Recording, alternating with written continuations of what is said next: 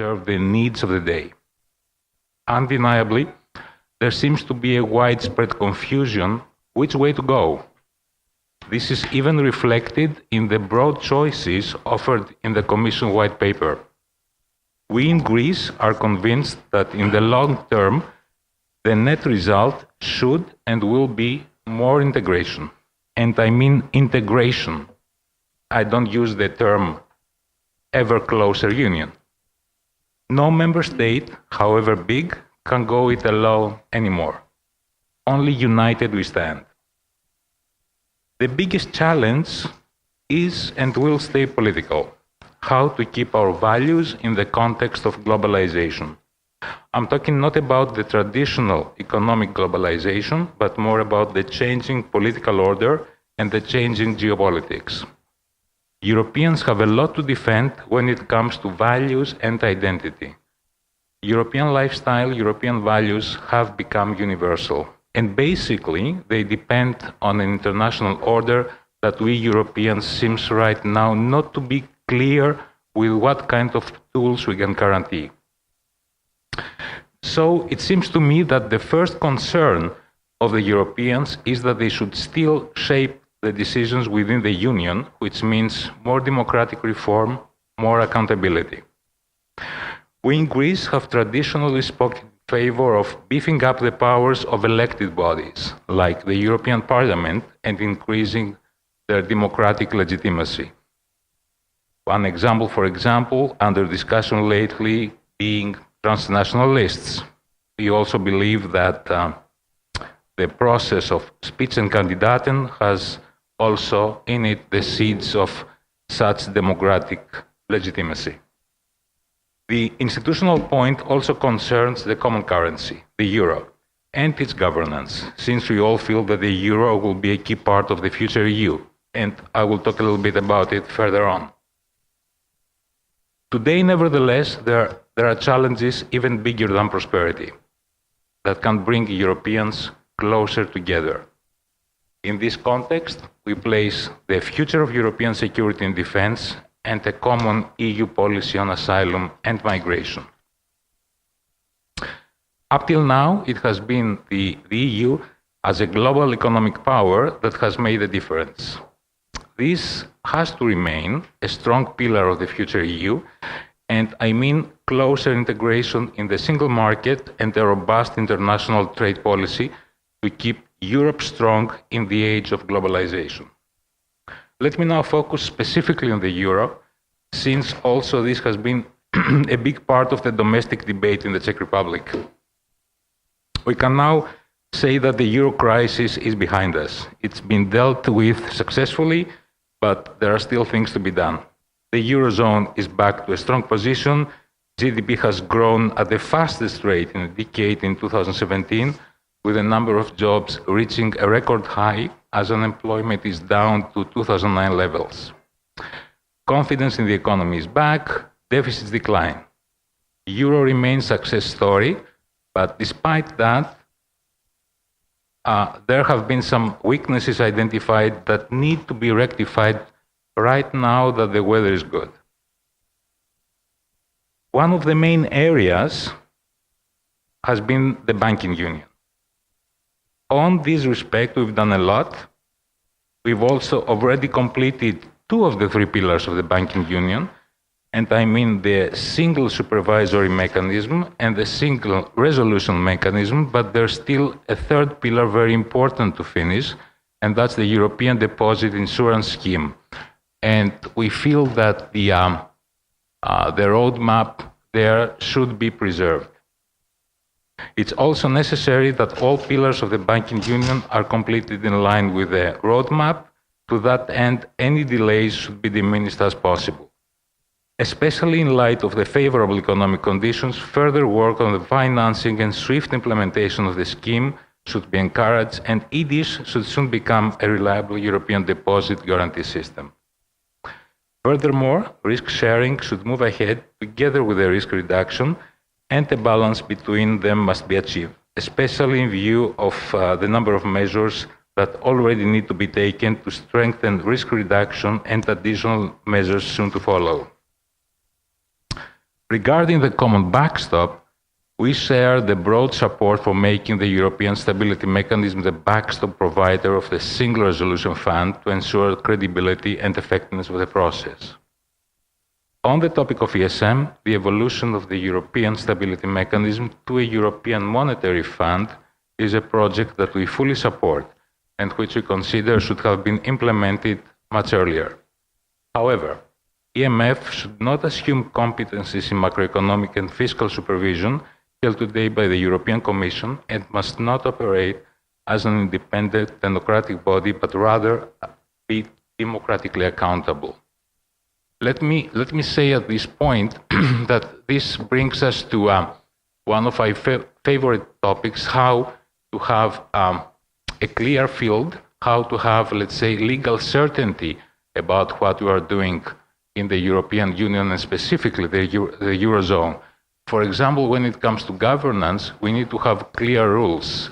Let me give you an example. One of the most powerful bodies in the Eurozone, which is the Eurogroup, still lacks rules of procedure. And I think this is one of the major topics that need to be addressed. I'm not talking about more advanced plans like a future finance minister or a future budget of the Eurozone, but still, we need to have a legal certainty, to have clear rules about the existing setup. Now, additionally to the full implementation of EDIS, the proposals of the Commission, which are the simplification of the fiscal rules and the establishment of a centralized fiscal capacity, should also be discussed. The simplification of the fiscal rules for the purpose of enhancing transparency and predictability must be supported, whereas at the same time the much needed flexibility of the current framework should be maintained.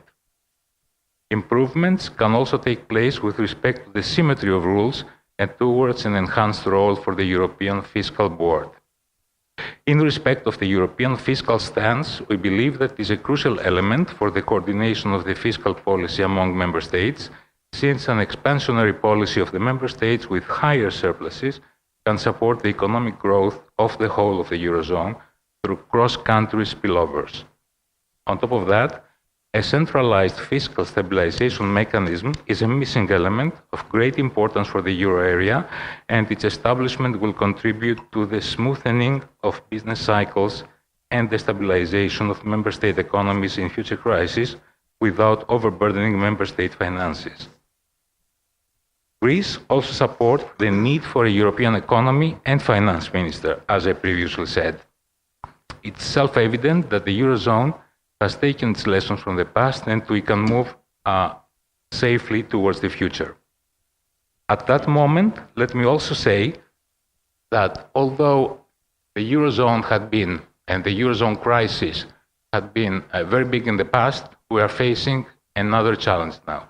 We are in the age of geopolitics. Let me say that Greece is traditionally a frontline state defending European borders, and I think this makes the whole difference when it comes to added value for our presence in the European Union. Thank you very much.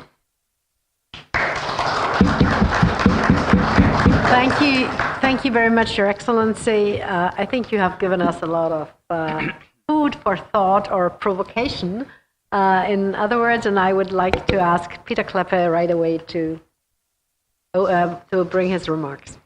Thank you, Barbara. Thank you for inviting me here in this beautiful city and beautiful room.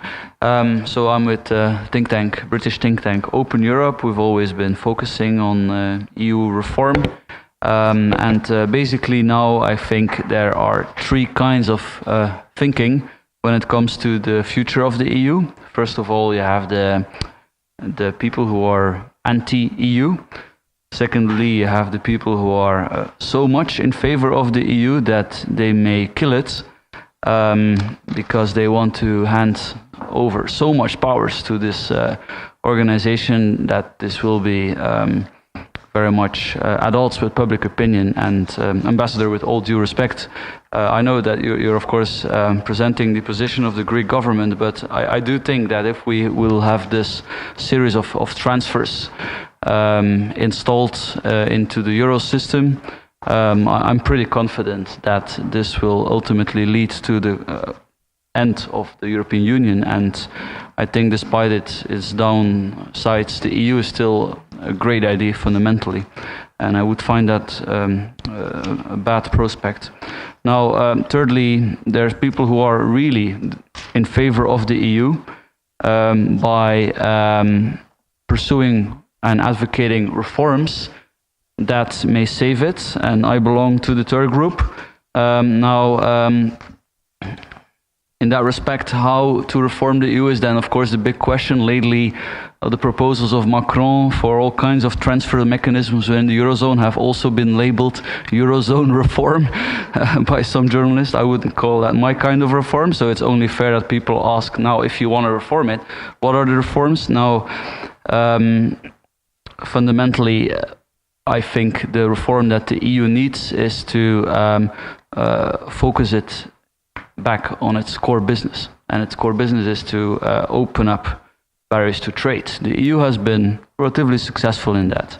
The EU has been contributing to peace. You often hear, and that's true, I agree very much with that, but you don't often hear how the EU has been contributing to peace. Well, it has been contributing to peace through opening up trade. If people trade more, you will have less of a chance of a conflict. Of course, also the presence of the US military in Europe, I think, contributed to that. But we have to give the EU and the European community credit for that. After the Second World War, also after the fall of communism, I think the EU, by being, let's say, a positive alternative for these East Bloc countries, has been contributing to peace. I don't think it was a given that we only had a civil war in Yugoslavia. I think all the recipes were there for civil wars in some of the other East Bloc countries, and that did not happen, luckily. And part of the credit, again, I think we should give to the EU and the prospect for these countries to join the EU. Now, if that is all true, why do we see so much opposition to the European Union? I think, of course, in the UK is leaving the club. Central and Eastern Europe now. The populists in Western Europe. I think it's because of a shift in what the EU has been doing. Initially, largely a project to break down trade barriers. It's now involved in large-scale transfers, ever greater transfers, in micromanaging national budgets. Greece has been going through that, in micromanaging migration policy, which has caused a lot of anger here in Central and Eastern Europe. Of course, in over-regulation. It's not even necessary anymore to make the case that the EU has been over-regulating, because the second man in charge in Brussels, Mr. Timmermans, is now responsible for fighting just that. It's not just now that we see opposition. We saw opposition in the past. We saw in Maastricht, the Maastricht Treaty almost got voted down in France. It was voted down in Denmark. They had to vote again. The UK asked for an opt-out. The Nice Treaty in 2001 was voted down by the Irish. The Lisbon Treaty and the European Constitution have been rejected in several referendums in France, the Netherlands and Ireland. Still, the referendums were ignored, and the EU continued, and I think we're sort of paying the price for that in the current friction that we witness. Every time these projects, the Maastricht Treaty, the Nice Treaty, the Lisbon Treaty, the European Constitution, they were all always about the same thing. More power for the EU level, scrapping vetoes, creating EU agencies, an EU foreign ministry, ever more bureaucracy. Now, in this process, the EU has become less popular. It has reduced, it has lost some legitimacy. I think you can illustrate that best with the following example. Imagine if there would be a Dutch-German government and it would decide to introduce an internet tax. Now, regardless of the merits of such an internet tax, obviously I would be against, but I think you would, if it would be decided by a Dutch-German government, the people who would be against that in the Netherlands, they would say, look, we not only think it's actually a bad idea, it's also unfair, because in Holland here, like most people were against this, and still it was decided. Whereas if it would be decided by the Dutch government, people would say, look, it is a bad idea to have an internet tax, but we don't consider it to be unfair. I mean, many libertarians would consider it to be unfair, but even they, I think, would agree that it would be even more unfair if sort of the Dutch community would have been outvoted. So I think that is the fundamental problem, that very important decisions closely linked to national democracy, migration policy, budgetary decisions are decided at a pan EU level, and that's one of the reasons why so much opposition is emerging against this. That's also why the European Parliament can never be a solution, because it does not reflect European demos. Apart from all the other shortcomings of the European Parliament, even if it would be a responsible body, which it is not, then it would still not be a solution to deal with the European democratic deficit. The only solution for that is that the EU only involves in matters where it has legitimacy, and I think it has legitimacy in opening up trade. You rarely hear people saying, oh, what a scandal that Ryanair can operate in the Czech Republic. We should actually give back the monopoly to the national carrier. You don't often hear that. Some people may think that. So I think in that kind of its activities, the EU enjoys a lot of support. Now, the second main reason why actually the EU has lost support is, I think, because of the common currency, the euro, which really is, I think, something that is completely different from the European Union project, and is creating a lot of anti-EU sentiment all over the place. The big change with the euro was that before, like for example the Czech Republic, if the Czech Republic would change to the euro, its banks would get access to the ECB. At the moment, if you're a Czech bank, you get your funding from the Czech Central Bank, then it would be from the European Central Bank. If Bulgaria would be a member, same thing. Bulgaria already has its currency pegged to the euro, so you may think, oh, it's not going to be such a big change. And you often hear that in Belgium. I'm Belgian myself. People say, oh, we were not at the table when our currency was pegged with the Deutschmark, and now we are at the table.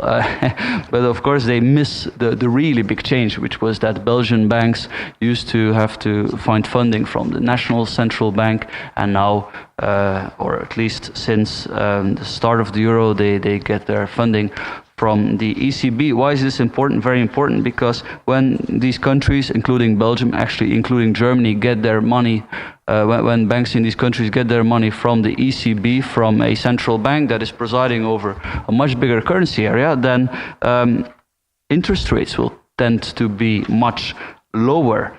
They will actually be artificially lower for many of these countries. Now, there's nothing wrong with low interest rates, but there's something wrong with artificially low interest rates. And this has led to always the same thing. These banks got all the cheap money, for example, in Greece, and then they invested typically in two things. The government, through buying government bonds, and real estate. So you had unsustainable public and private investment. Countries like, people say, oh yeah, but we only have to apply the EU budget deficit rules, which actually now this year for the first time have been respected by all Eurozone countries. Well, that's of course a good idea. I'm a big fan of budgetary responsibility, but it is not enough. Spain and Ireland mostly respected the EU budget deficit rules, and still they got into trouble. Why? Because all the cheap money filtered into the real estate sector, and so there was a bubble. we have always seen the same pattern. Investment bubble, response is a bailout, and centralization of power. Now this then created a lot of anger because the people who had to pay for the transfers, they were not happy they had to pay, typically in the north of the Eurozone, and the people who had to accept the conditions linked to the transfers, the troika and whatnot, they were also rightly not happy. Now, what is the solution? I think the euro is some kind of a prison, really. I'm always open to any suggestions, and there have been some interesting studies on how to unwind it peacefully and gradually. I think it's nearly impossible. We've seen this in 2015 when the German government was very much keen to tell Greece that they had to leave the Eurozone, and they stepped back from the brink last minute, probably because Merkel knew that the next candidate will be Portugal to be tested by the markets. And I don't deny that there will be a lot of damage and chaos if it would end, but I do think it still can. I don't agree that the euro crisis is over. If you look at the interest rates now, you can make a back of the envelope calculation. If any European government would have to pay, let's say, not 0% or 1% interest rate, but 4%, this would impose an enormous strain on budget. It would lead to new requests for bailouts, and I don't think Germany would easily say no, but I do think at some point they would be forced to say no. They will say, look, we will not sacrifice our savings base for a project that is doomed anyway, and then in chaos countries will go back to their national currency, I fear. I will conclude then. So what to do about this? As I mentioned, you can't do much to restrain EU overreach. The magic bullet is to restore veto powers, so it becomes very hard to agree regulations at the EU level, and the process of mutual recognition will have to be used to open up trade.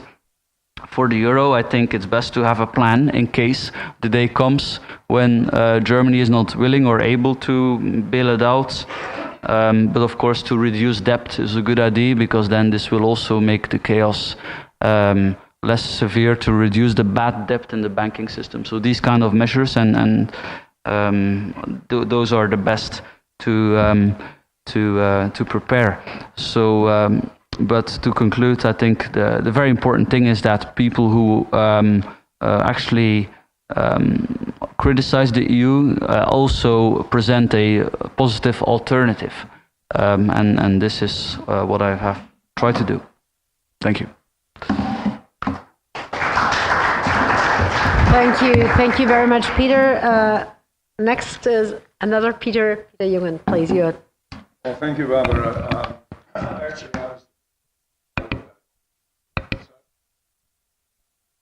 Actually, I was rather to speak about innovation and entrepreneurship, a way out for Europe. I will do that, but I have to spend 60 seconds on what I've heard until now. First, no European or Eurozone or EU member country is able to demand continuous subsidies from other member countries, maybe in the Eurozone or maybe on the EU level. If anyone has that idea that there is a right, they are anti-European, and they're actually destroying the European concept, and therefore it's not going to happen. It will not be accepted. Second, we always kept the view that there is an inverse relationship between deficit and growth. And obviously, we have the truth now. In 2017, we can see that all the Eurozone member countries are growing. People talk even about austerity. I mean, we didn't have any austerity in Europe, really, for the simple thing we didn't have any debt reduction. But at least we had a reduction of further deficit increases. If that sounds a bit complicated, it basically means deficit have not increased. So that is not debt reduction. Some people call that already austerity, which is, of course, nonsense, and it never happened. But we have, obviously, other than most of our friends from Anglo-Saxon economists, whether Krugman and my friend Joe Stiglitz always said that unless Europe increases deficit spending, the Eurozone will not survive, is the contrary, as we can see. So maybe the view of some people in Europe has found proven the practice. And the third short remark is on whether or not we are going to see major sort of reforms. When there is the talk about we need clear rules in the Eurozone, well, we have clear rules, and that's the Maastricht Treaty. This is very clear. It is 3% and 60. It's very easy to remember the rules, and if everybody complies with the rules, we don't have to have a permanent subsidy system for taxpayers from country A to subsidize the taxpayers of country B. So the second point on the third point of A, that was A, then B, a banking union is not going to happen, including legacy assets. That is, unless we have not only a debt reduction, but no legacy assets in the balance sheets of the banks, there will be no European banking union, including a joint deposit insurance. This is not going to happen. You all have seen the letter of the 8 Eurozone ministers of finance. That did even not include the German Minister of Finance and all the others who are creating now a majority in the Eurozone for that view. And they are trying to preserve the legacy of Wolfgang Schäuble. Next point, there will be no common backstop. And the common backstop is not going to be the EMS. The common backstop is going to be the system in which the banks have to pay in. And this is what we are doing now. So, and the last point, so-called fiscal capacity, as some people think about and talk about. There will not be any fiscal capacity on a European level on a regular basis. There may be particular situations where that may happen, but we definitely will not have a separate budget with the so-called fiscal capacity. I want to make it very short because what I'm saying is rather a prediction, although one shouldn't make predictions, as we all know. But I think in this instance, it's pretty easy to make those predictions. And with that, I am turning to what I was supposed to speak about. Since the fall of the wall, we have seen an incredible shift in the world in the sense that the GDP of the world has grown by 3.5 times, the US have grown by 4 times, Europe has grown by 2 times, and China has grown by 28 times since the end of communism. So that is indicating already a major shift in what we're seeing in the world economy. Much more important than the concentration of Europe on the Eurozone problems in the last 10 years, which is leading to Europe losing the race in the world because we're discussing minor problems on a global level. We are losing out in the innovation pace, and that has tremendous effects on growth and modern development. All growth in the last 250 years in the world is based on innovation. More than 200 years of technology innovation has driven economic development. The process of innovation involves complementary contributions from scientists, entrepreneurs, financial market, investment community, from governments and others. So what we're talking about is the difference between invention and innovation. The one is turning money into knowledge, is R&D. The second part of that is turning the newly acquired knowledge into new products and services. So very simple. The one is turning money into knowledge. The second one is turning knowledge into money back. And we have pretty good in Europe in turning money into knowledge. We're pretty bad in turning knowledge back into money, and that is what we have to learn. What we're talking about, and it's very fitting that we talk about the revival of Schumpeter, and with the people call it today disruption. Schumpeter would call it creative destruction. But if you think about thoroughly, you come to the conclusion he knew more about the digitalization of today than many politicians know about digitalization today. What we're seeing is a relentless search and discovery. And a discovery process. That is capitalism. We should rather even we could call it innovation economy. Capitalism is about innovation. It's not about capital. You know, we all know that Karl Marx gave the name capitalism. So we know why. And many people and many politicians in Europe don't know, but they're still capitalists. If you look on the tax system and all that, they think for startups, you are successful, you probably have cheated on others. And if you're not successful, you're a dummy. So why you should start a business, at least not in Europe. So that missing link between the innovation, the invention part and the innovation, we need the entrepreneur. This entrepreneurship culture, as we all know from the Global Entrepreneurship Monitor, has a positive relationship between entrepreneurial activity and growth in those countries who are part of the system.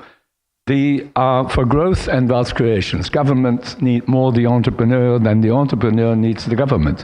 Today, an entrepreneur can move somewhere in the world. He can start a business anywhere, but the government cannot move anywhere. So if they want to make use of an entrepreneur solving a problem which governments cannot solve, they've got to think about a second time on how to please them. It's not about to do them a favor, but it's about making entrepreneurs solving problems which politicians cannot do.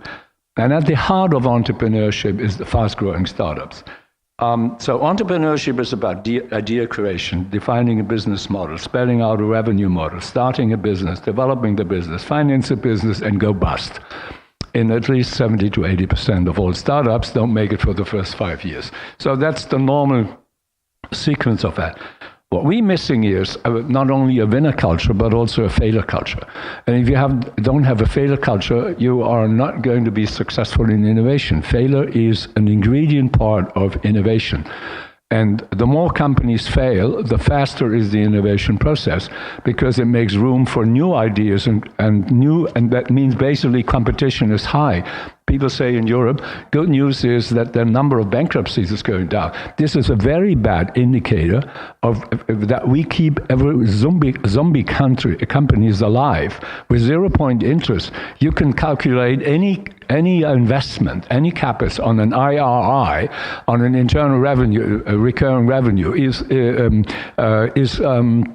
has a positive result. So we see how huge amounts of money have been wasted as soon as interest rates go up, and how many companies and countries will go back in difficulty. So the so-called euro crisis is definitely not over. It's not a euro crisis, actually, by the way. It's the crisis of economic policy in some countries who had an irresponsible policy over years and have allowed for themselves, for the corporates and the private sector to indulge in debt, which they are finally, when they took up the debt, were actually decided already not to pay it back. If you look in the world, where are these startups? My best calculation is that we have probably between 10 and 12 million startups a year in the world, out of which about 6 million are created in the US, 50%. So the US have about, say, in terms of the world GDP share is, say, 20 or 22%, but almost 50% of startups. If you look on the Eurozone, for instance, it's the contrary. A country like Germany for 25 years has a declining, 22 years has a declining rate of startups. 240,000 last year, which is 2%. Out of a share of 4.5% of world GDP. So we are half of, in terms of new startups compared to world GDP share, whereas the US are in the opposite direction. That's true for all of Western Europe, which basically means we are losing out on the innovation pace. Now, who is coming in? It's China. We see an explosion in startups in China, the country with the largest employment growth from companies who've been founded in the 5 years ahead of the census is in China. There were years in the last 10 years where China employed 80 million people additionally in 1 year from companies who were just 5 years old. So the key is a startup culture. And as most of them are going to fail, we need a climate for many of them to be started and even more important, to grow fast. 70% or 80% of the employment growth comes from companies who are only from about 20%, 25% of startups, of the 20% of startups, all job growth in the last 5 years is from companies who are just 5 years old. It's only from startups. Actually, we have seen this in the European history. We have seen this in Bohemia. You've seen this in what's called today Czech Republic. At the end, in the first half of the 19th century, we had the fastest growth rate in the world. And we see this now in the US, and we see that in China. And if that is an early indicator, we know that we are losing out. So the world from a G20 is moving into a G2. China is a very entrepreneurial country, even if Gillian Tett wrote recently a piece in saying startups will make America great again. I'm not sure whether she thinks this is serious, but I believe it is serious. Financing of innovation is the key for new ventures. Where is that coming from? That is angel investing, and this is venture capital. If you look at this, the numbers from 2017, the US increased by another 17% up to about 70 billion, plus 25 angel investing, so it's like 95.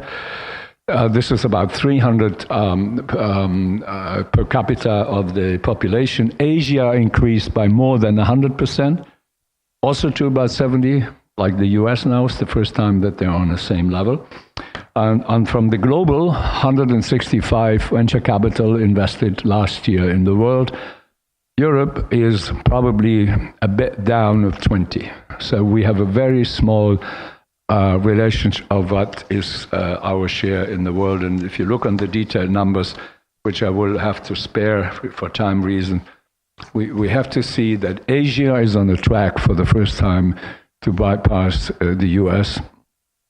And in particular in China, we've seen an explosion in venture capital from 3 billion to 45 billion or 44 billion last year, within actually a framework of 5 years.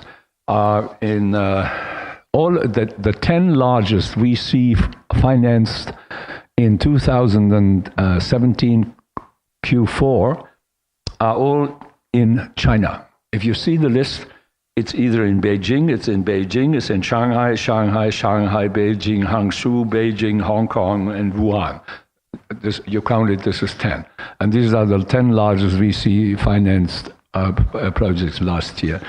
So with the US having 40%, Asia 40%, there's not very much left for the rest of the world, in Latin America, Africa, and Europe. If you look at the AI, last year 48% of venture capital in AI was invested in China, 38% in the US, the rest is in the world, including Europe. Not very much left for Europe in artificial intelligence. The huge numbers Alibaba is investing in this is several times as large as all AI investments in Europe. So what is happening? Europe is losing pace. Not enough startup, not enough venture capital, not enough angel investing. And this means basically we are losing out. If you see the venture capital in the world per capita of the population is rather in the US is probably like $300 US. Israel, 400, that's the number one in the world. EU between 20 and 25. The Eurozone between 10 and 15. And China is about 32, 33, so for the first time larger as that. What they are all having already is a food chain, which we're missing in Europe, from the early stage on, from seed money into the private equity sector. So we are losing out, and if you see on the largest 20 internet-based firms, 12 are in the US, 7 in China, and 1 in Japan, none in Europe. China is now outpacing Europe already in terms of R&D, and probably will outpacing in about 8 to 10 years the United States. So if you look at this kind of interesting business model, what happened to assets? The world's largest taxi company doesn't own a vehicle. The largest and most popular media owner in the world does not create any content. The most valuable retailer Alibaba has no inventory, and the world's largest accommodation provider doesn't own any real estate. This is Airbnb. So all these words of machine learning and this. If you go to China and face recognition thing, the development there is such that where we discuss privacy, they have a simple idea that privacy is a post-mortem debate.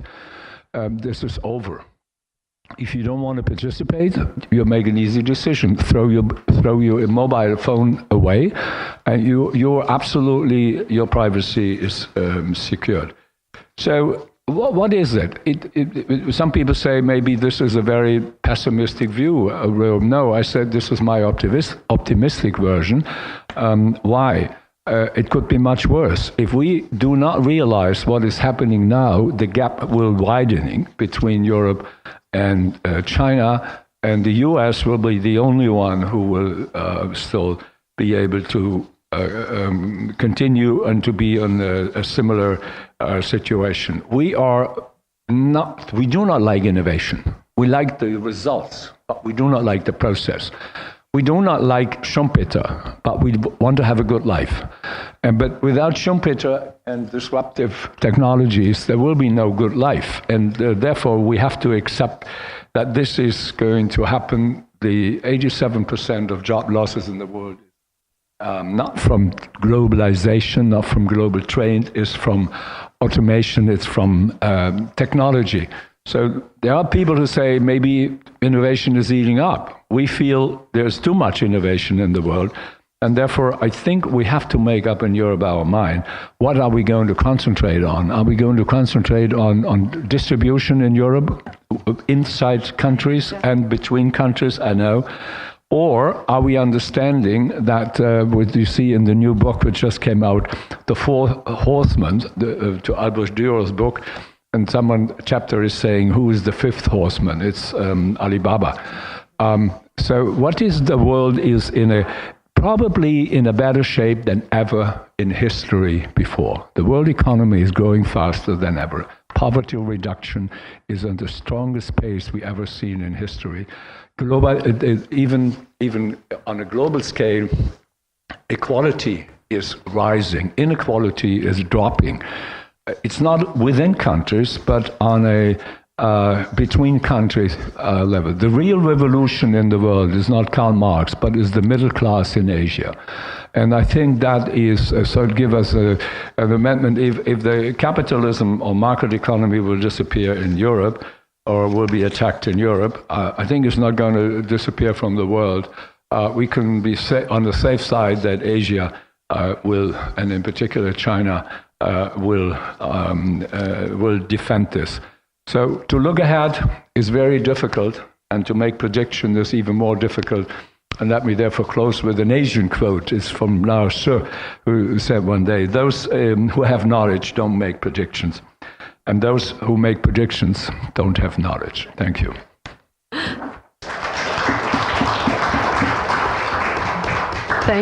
Thank you very much, Pieter. This is why we all stick to Austrian economics, because we think there is no such thing as full information and would not dare to predict things. Efthymiades wanted to add something. I'm sorry I cut you short. Just to take exception to one term used by first Pieter, transfer. This was not part of my position, and this is not part of the Greek positions. And actually, this is not a correct term. Sorry to say that, Pieter, this is a scare term. The correct term is redistribution policies. And redistribution policies have existed in the European Union long before the euro. And you know what? Because the European Union is shared sovereignties.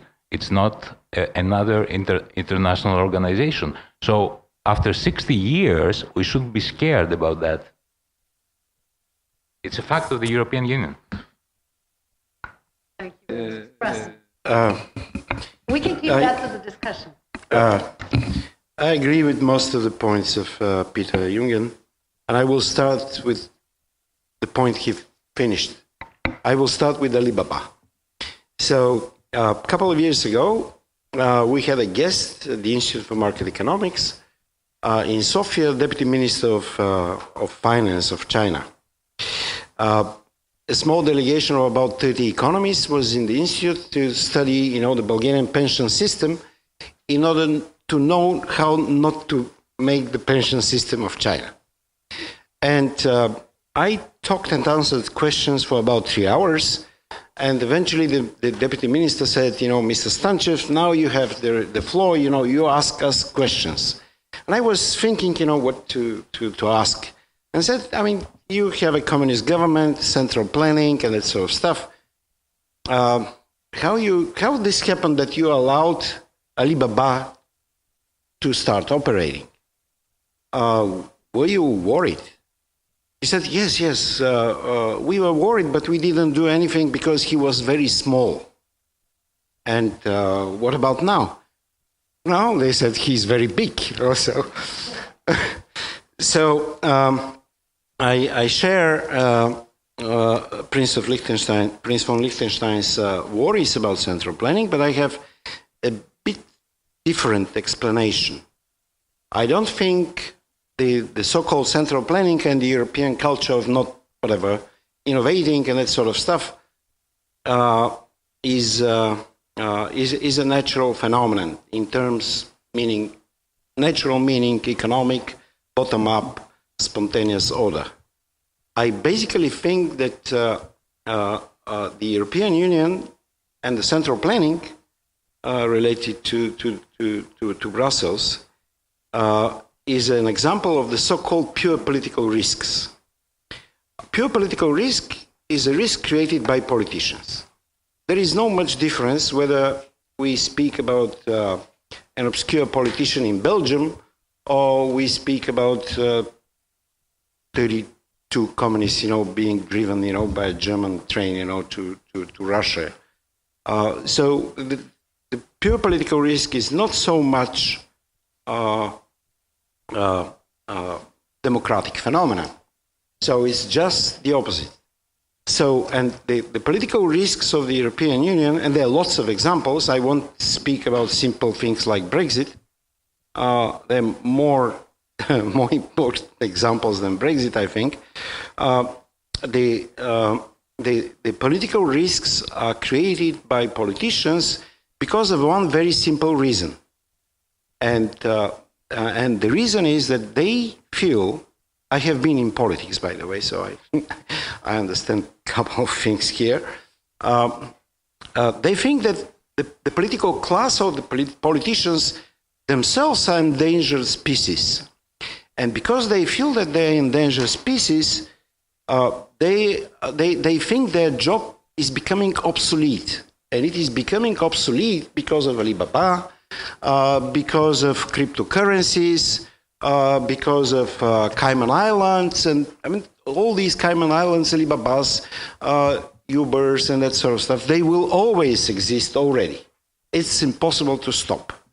So in this situation, what they can do, they can prove themselves. They need a proof of importance. And if we take, these more complicated cases than Brexit, for example, you have an obscure politician in Belgium who decides, to win about a couple of hundred votes in his own party.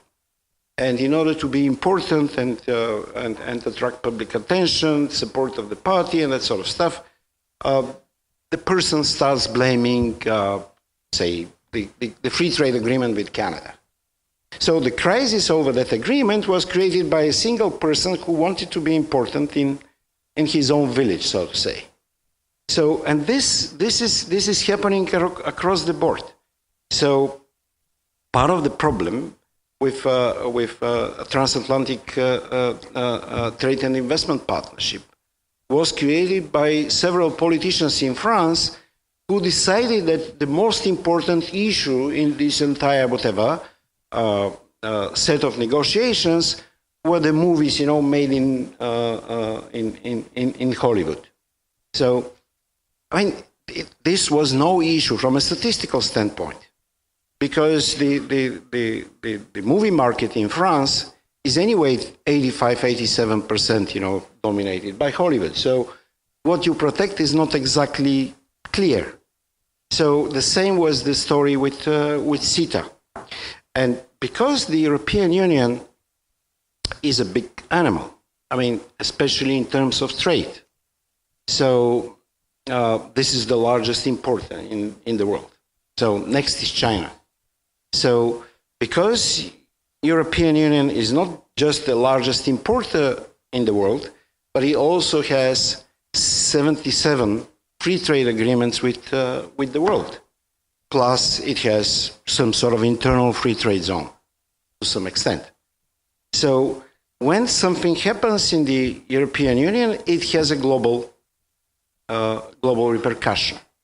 It might be positive, it might be negative. In order to be important, you should be negative. Otherwise, if you do something good, nobody will mention this.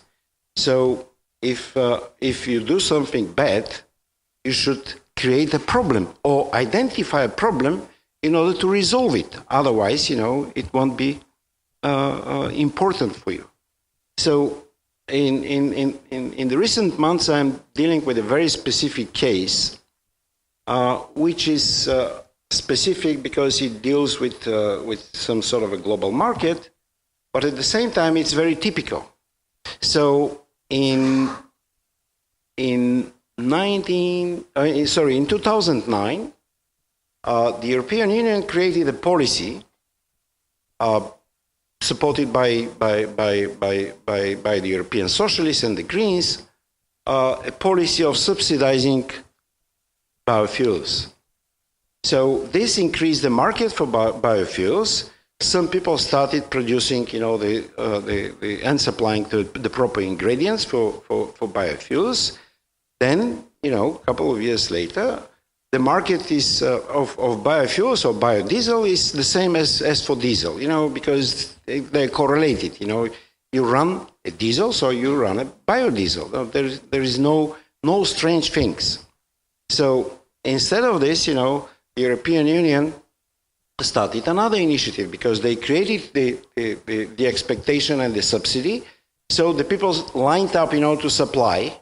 So then the European Union decided, oh no, we are dealing with the global warming, we're dealing with the climate change, we need to protect the rainforest and that sort of stuff. So they issued, number of reports, proving that, biofuels, the problem with biofuels, or the supplies stimulated by the subsidy, was created by the European Union. Now the European Union will be resolving the issue with the climate change. How they resolve the issue with the climate change if they, erase some of the ingredients for biodiesel, from the market. And they started arguing about this. They ordered 4 reports on deforestation. Deforestation actually is not happening because in the last 15 years, irrespectively of the biofuels, the forest in the biofuel, whatever supply countries, is basically growing. There is no problem with the rainforest. But if they implement this, they will basically eradicate about 3 million jobs in the producing countries. And then the European Union will have a new, global inequality problem to resolve, and they will deal with this problem. So they believe it's a perpetuum mobile. In order to have a perpetuum mobile of proving your importance, you, as a politician, have a great opportunity. And this opportunity is to play the role of the policeman in the prisoner's dilemma. So this is the major reason for enlarging the regulatory powers of international bodies. This is the major reason, for the crises you would have, if some of the recent initiatives, be this President Trump or smaller guys like Orban or Puigdemont, So Puigdemont crisis is actually a desire of Puigdemont to become important. And how he becomes important? He was trying, to become the policeman in the prisoner's dilemma. this is a very simple and very clear strategy. And this has been always the case. In the meantime, I'm not sure whether everybody mentioned this, but we had a very strange development in the last probably 12 years. There was an idea that some things should be done in order to stop this whatever regulatory overkill. And the European Union decided, to use the cost-benefit analysis, impact analysis, regulatory impact analysis, and that sort of stuff. They adopted in 2004, they adopted a general methodology, which is not very clever, not very comprehensive, but rather simple in order to have all these people, with skills to analyze what they're doing. So Barroso, a couple of years later, reported, that applying that methodology of cost-benefit analysis or cost analysis, the European Union had reduced the compliance cost for businesses for 1 year, it was 2007, I'm finishing, with 500 million euro. And when you divide this by population, it happens that it's €1 per person. So it's totally crazy. And when the critics appeared, they stopped calculating even. So what we have at the moment, we have all these procedures of cost-benefit analysis and that sort of stuff, playing the role of just a disguise, for what is being done. So two sentences. How long it will go, I don't know. So the period Pieter mentioned, about the new member states, about the enlargement, about the clean prospects, about the peace and that sort of stuff, in my point of view, was to be explained by the fact that at some point, European Union was in the position of a stationary bandit. It was not very expensive, so to say. So these political risks were not there, to spoil the party. So I don't think, that the euro had a negative impact. So I don't like the euro. I was criticizing it, but I don't think, the euro had a negative impact. The negative impact came, from the politicians trying to use the euro for cheaper credit, for borrowing. And that's the problem. And this can continue until some point when the stationary bandit becomes a roving bandit, So, and this situation is actually creating stimuli or incentives, for roving bandits. And we have these roving bandits, on different minor issues, like, for example, refugees. Somebody wants to free ride on the refugee issue, compared to others. And a couple of remarks. I'm very much concerned about the European deposit guarantee system for one very simple reason. We have the experience of Federal Deposit Insurance Company of the United States, when President Clinton administration coughed about 17 billion, for deposit guarantees, and this allowed, for irresponsible behavior of many banks. And this irresponsible behavior then was supported by instructions of the Fed, which probably will happen in Europe as well, because Europe banking system at the moment is based on the savings directive, which is basically a directive which incentivizes irresponsible behavior of the depositors in the banks. Thank you.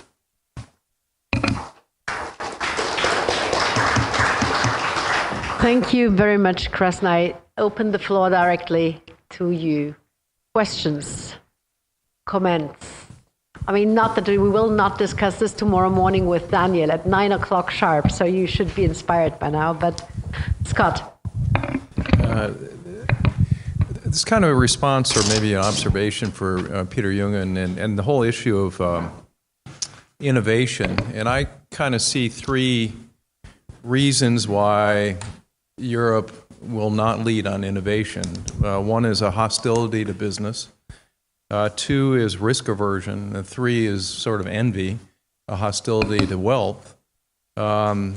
We see this in the state aid cases where there's great uncertainty with companies, where the Commission is reaching back on their tax returns, new targeted taxes to digital companies, merger controls, the BEPS project, base erosion and profit shifting, have all created a greatly hostile climate. Risk aversion, we see this in the regulatory issue with the precautionary principle, which basically stifles innovation because of this risk. And then lastly, with the envy, where there seems to be a hostility to wealth. And we see this in wealth taxes and other ways in which we're trying to prevent people from becoming wealthy. I guess I don't have a question as much of more of an observation. With all the venture capital in the world really can't overcome those issues, it seems to me. I wish I was wrong. Let's collect several. I'll collect several. Okay. Next. Stephen? It's also common to the EU playing a policeman of detailed regulations, and I just wanted to lift the issue of the new data protection law that the EU is introducing, which is both destructive and dangerous, and it's destructive in the way that it's limiting companies to carry on the business as they've been doing. I don't think people realize that unless you've been in marketing forget the whole thing with target groups, that your customer file is the most valuable thing in your company. Forget all that. You have to start over. In this way, it will hinder business and destroy business.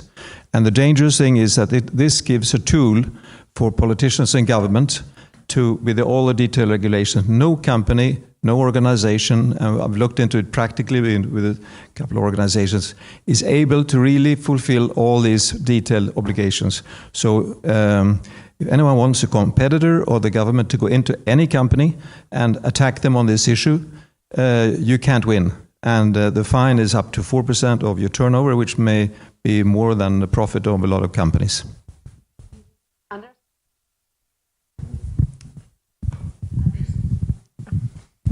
It's not a comment, but Susanne and I are business owners also. We are entrepreneurs. And just give you an example. Some of you have already heard it, but I think this is so.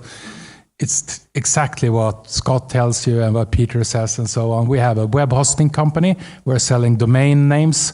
And at the same time as the European Union talked about and introduced the program, the Digital Single Market, they also changed the way that VAT should be paid for business to consumers in Europe.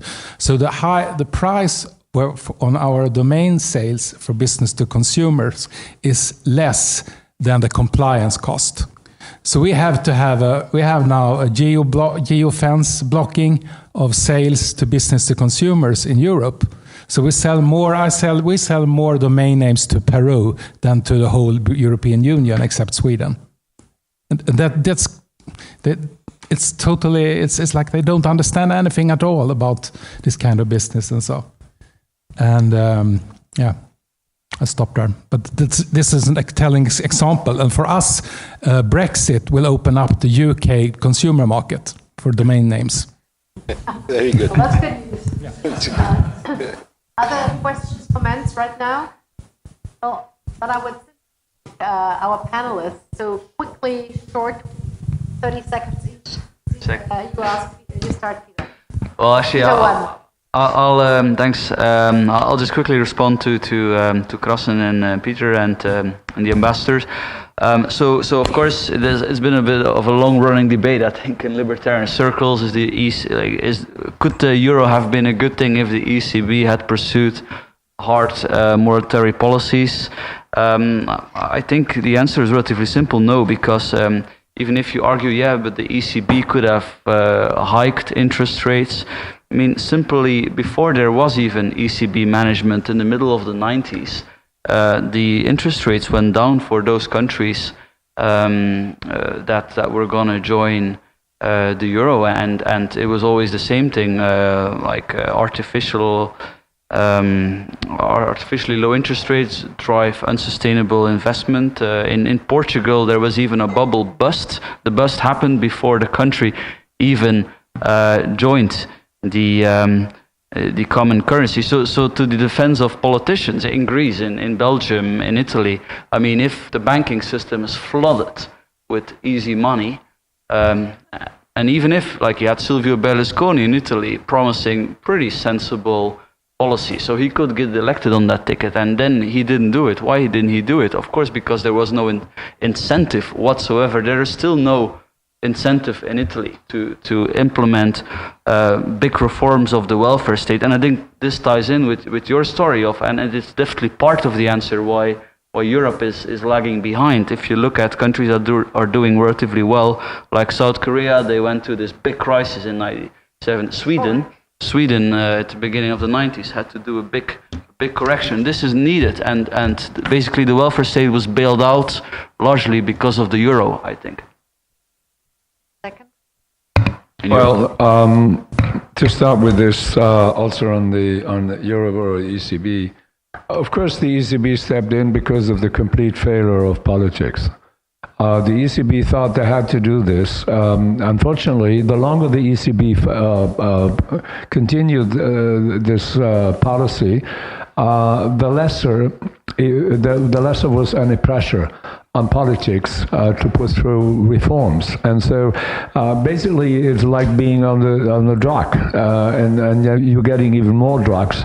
And how do you get off the drugs? By someone providing you with a lot of money to buy cheap drugs. And that's exactly what the ECB is doing. We now know from all the study, quantitative easing at the best has done nothing, has achieved nothing. That's but from all the study of the Volker Wieland, and so one of the five wise men of the German politics, and you see that. So I think that you could simply say that, of course, this crisis isn't over. There are tons of different reasons. In Greece, it was more public debt. In Spain, it was property debt, but particularly it was more private debt. In Ireland, very similar.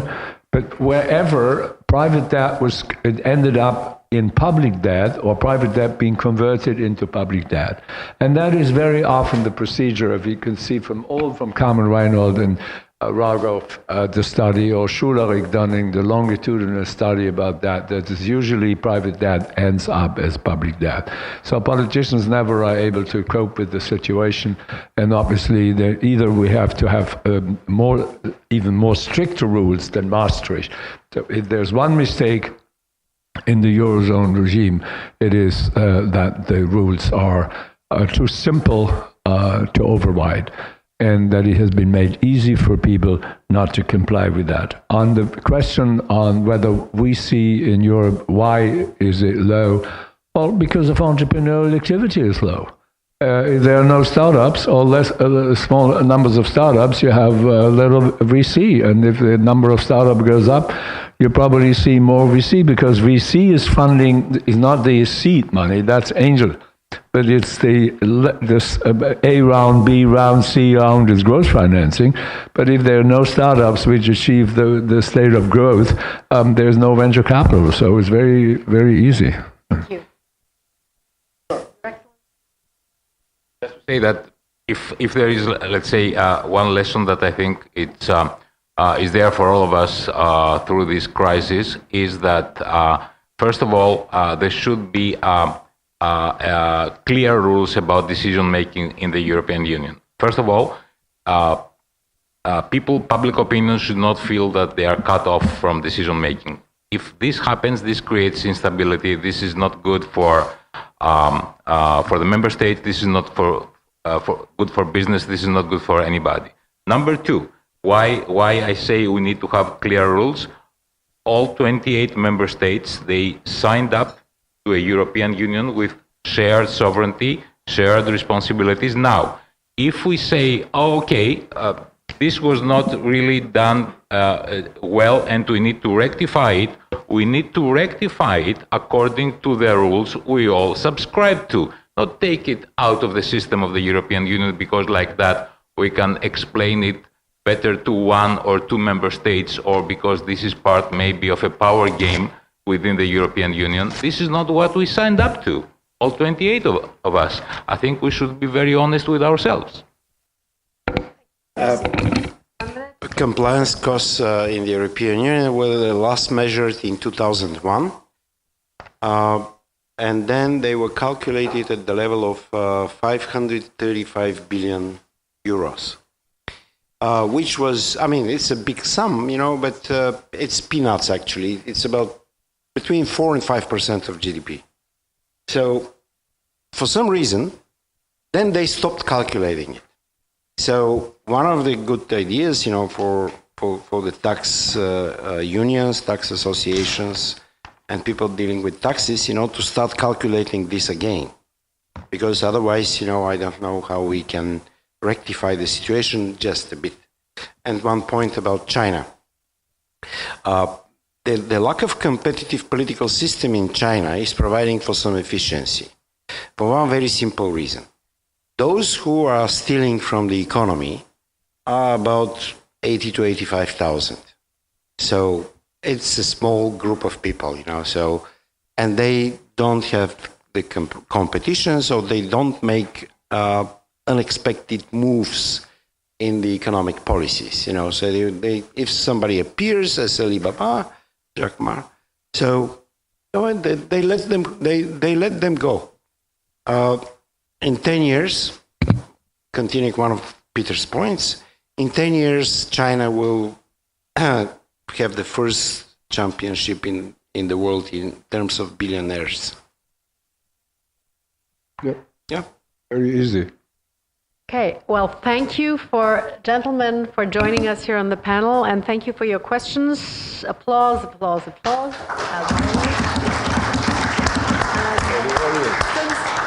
Since we are exactly 15 minutes late already for the next session, which started late, I'd like to ask the dragons to the podium here. Shari, Susanne, Andrew, Krassen is already here, and the competitors, everybody but Slobodan, who stays in the room. All